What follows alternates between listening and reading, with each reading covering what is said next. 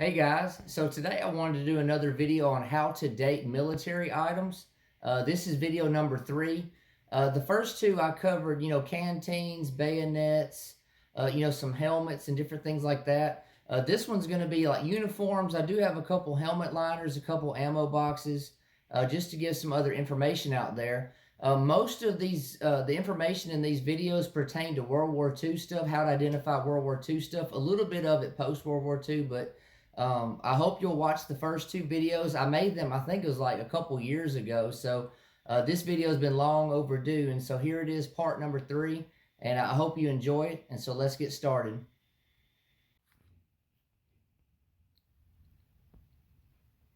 All right. So as you see, I've got a few uniforms here on the table, a couple of Navy jumpers, like I said, ammo boxes and helmet liners. And I'm just going to go ahead and get started here. So when it comes to World War II helmet liners, looking on the inside here as I turn it over, this right here is a World War II helmet liner. The way I know this, or one of the ways, is the color of the webbing. You see it's like a tannish khaki color, and that's considered what's called or designated OD3. Again, it's got a tan or khaki color to it. And then this one right here I wanted to show you. This one has, you see it's like a dark green color. And this is like the designation is OD7. So it's OD7 for the green, OD3 for the tan or khaki color. And this is World War II. Now, this greenish webbing didn't come into play until very late World War II.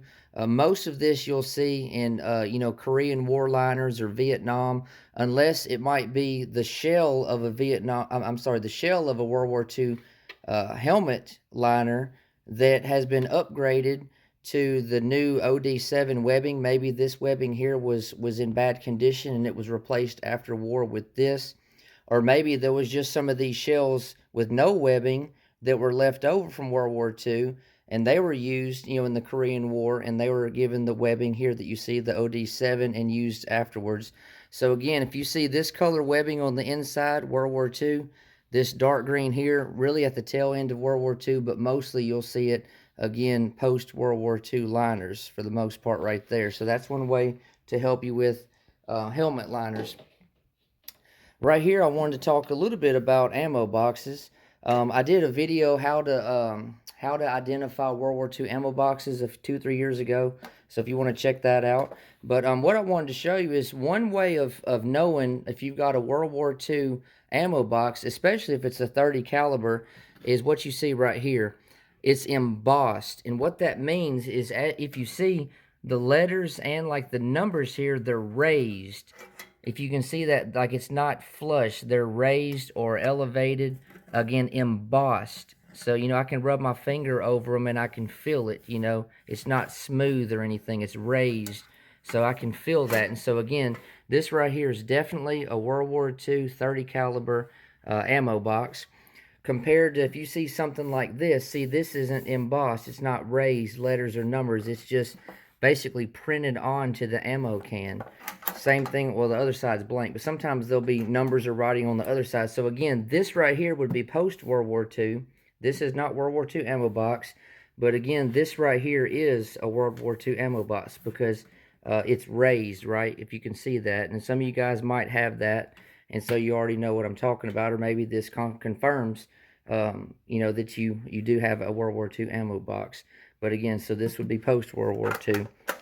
So moving on here, I wanted to talk a little bit about some uniforms here. And the first thing I wanted to show you guys is right here, I've got a World War II Marine Dress Blues jacket. And something I wanted to share with you guys is if you don't know this already, or obviously what I can show you here is that this jacket has no pockets on the front. If you see that, it's smooth. There's no pockets at all on the front.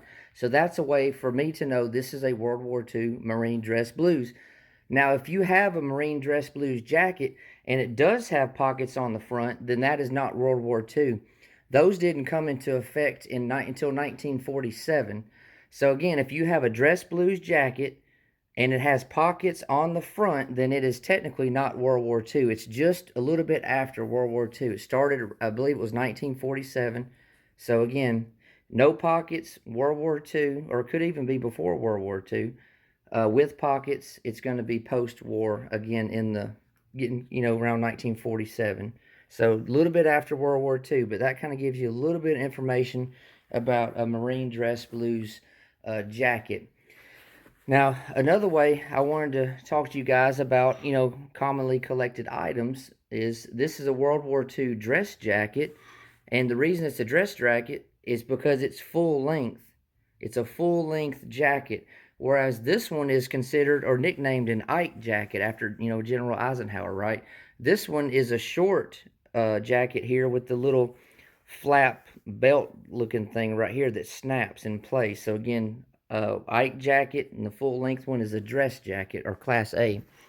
But so if you have this, because some of these Ike jackets you'll see were, made maybe in the late 40s or even in the early 50s, some uniforms you'll see. So you could be like, how do I know for sure that I have a World War II dress or Ike jacket? Well, look in the pockets. So on these full-length dress jackets, the manufacturer or maker's tag is going to be in this front left pocket if you're facing the uniform. Obviously, if you're wearing it, it would be the bottom right. So it's going to be the bottom left pocket here. And if you look inside, sometimes the tag will be there in good condition. Sometimes it'll be worn out from maybe being washed or just worn out, one way or another over time. Because you got to think, a lot of these are 70, 80 years old plus, right? But if you look right here, you see this dated February 7th, 1940. And then you got a date of July 10th, 1942. Now, this wouldn't say, just for example, the later of the two dates is July 10th, 1942. So that's not saying that this exact jacket here came off the assembly line, so to speak, on that particular day. It could just be the pattern or the model or style of jacket, right? And so again, this jacket here, again, you see July 10th, 1942. So more than likely, this jacket was produced around about that date. Maybe not again exactly on July 10th. It could have been later in July or August, September, whatever. But again, this kind of gives you an idea. So I know roundabout this dress jacket is from 1942. Again, it might not be July of 42. It could be later in 42. But again, it just kind of gives you an idea of roughly when your dress jacket was made, give or take a few months or something like that. So again, World War II. Now, when it comes to an Ike jacket, the way where the location that you find the tag for that, y'all bear with me as I move stuff around.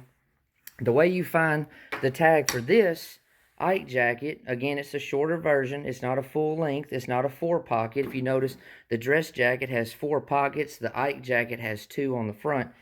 So the manufacturer or maker's tag is not going to be on one of the 2 front pockets. But if you open up your Ike jacket, you've actually got 2 pockets here on the inside, one on each side, right? And most of the time, the manufacturer's tag is going to be on the one on the left. Again, if you're facing the jacket, if you were to be wearing it, it would be the inside right. Now, every once in a while, and from time to time, I've come across Ike jackets where the manufacturer tag is in this pocket instead. It could just depend on who made it, what company produced it, because a lot of companies were making different things for the war effort, whether it was ammunition or helmets or weapons or clothing, whatever it is, right? So anyway, so I'm going to look inside here in my Ike jacket. Again, you got 2 dates right there. And the second one you see is June 9th, 1944. And the first one is May 10th, 1944. And I've always loved that because my birthday is May 10th. It's kind of random. And what's also cool, off kind of a side note, is I had an Ike jacket that had a May 10th date and then June 6th, 1944. So I was like, man, that's cool. It's my birthday. And it's also the same day of D-Day. Kind of random there. But anyway, so again, June 9th of 1944. So somewhere around that date, again, maybe not necessarily on June 9th of 1944, it could have been later June or July, August, or whatever, this Ike jacket was produced round about that time. Sometimes it's hard to pinpoint the exact date when something was made or produced. It's just kind of an estimate or roundabout to kind of give you an idea if you wanted to date, the items in your collection. Last thing I wanted to talk about, I've got 2 World War II Navy jumpers here. And one way you can tell, you've got really one of the main ways you can tell that you have a World War II Navy jumper is if we flip it over here on the back side, you know, we have this flap basically right here that would be behind the sailor's neck area or top of their back. If you flip this up, and if you see this maker's tag, you know, it says manufactured by Naval Clothing Factory. If your Navy jumper has this tag that says Naval Clothing Factory, this is a World War II Navy jumper. Now, if you see one, it'll have a bigger tag about as wide as my fingers, then that would be post-World War II. That could be 1950s, 1960s, 70s. And a lot of times you'll see, you know, a series of letters and numbers like DSA, for example, and then a couple digit numbers. And those 2-digit numbers would be the last year of the year it was produced. So if you had like a DSA, for example, 68 or 70 or 59, whatever, that would be 1959 or 1968 or 1970. But again, if you have a Navy jumper, and if it has this right here, Naval Clothing Company, manufactured by this, you have, and this is a World War II Navy jumper. Now, sometimes you'll come across a Navy jumper. Some of you guys might have this in your collection, but it will look like this. Now, this is a tailor-made Navy jumper.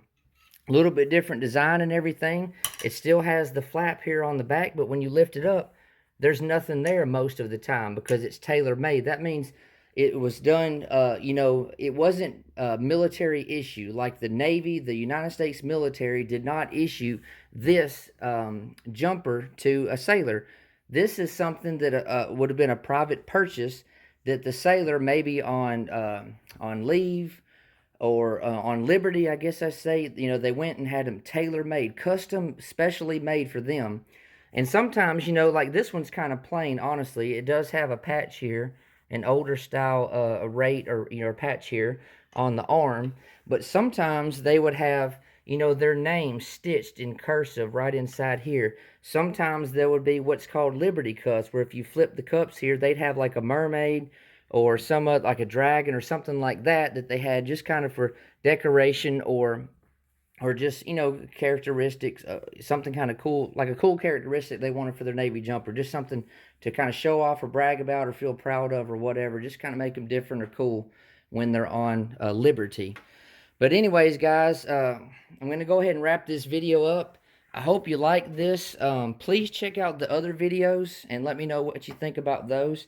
I may do a part 4 on this, but I love putting videos like this together to help educate you guys. A lot of you might already know these things, but I definitely want to help the younger collectors or even those that are just getting into the hobby to kind of learn how to date items and do research and everything. I'm always trying to come up with new informative ideas for videos, and I hope you like the content that I put out. Please hit the like button, comment, let me know what you think. If you haven't already, I would love to have you as a subscriber. I'm very passionate about history and collecting and making videos and everything. Thank you for all support. I appreciate you guys so much, and I'll be getting back to you soon.